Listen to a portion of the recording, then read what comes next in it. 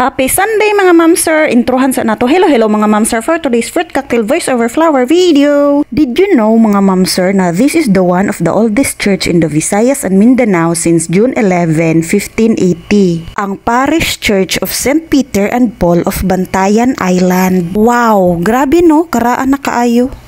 Pero mas karaan og dagway ng bayhana na pahawa diha kay balong nagvideo ta. Pahawa ba na naara ba ta sa simbahan hay ko palaguta da. Kana ba? Kung tan-awon nimo siya sa gawas, mailhan gyud nimo siya nga karaan na nga simbahan. But wait, solid kaayo na. Thankful kaayo ko no nga isa ko sa nakakita og nakasimba diriya sa ilahang simbahan no. Imagine mga ma'am sir, mahulog naman gyud ni siya og antik nga simbahan. Pagsulod nako, ma-feel gyud nimo ang ambience nga lahi ra gyud. Mura gani og ang tanan nimong sala mawala dayon og magampo ka.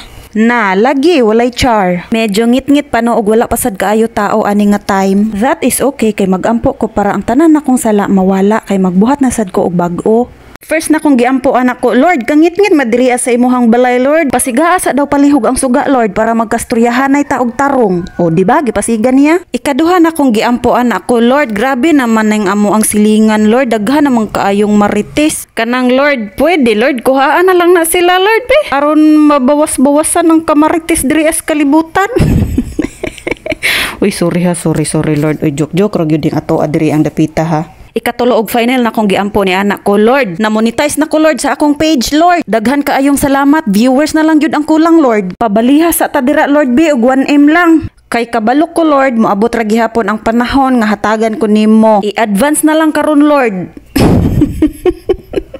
Uy, joke ra jud. Human naman ko og pangayo sa Ginoo ning lakaw nako. Wala ko kabalo no kung katong mga ampo na ko maaprubahan ba to sa Ginoo no kay murag tagilid ta ditong dapita sa atong mga gipangayo da.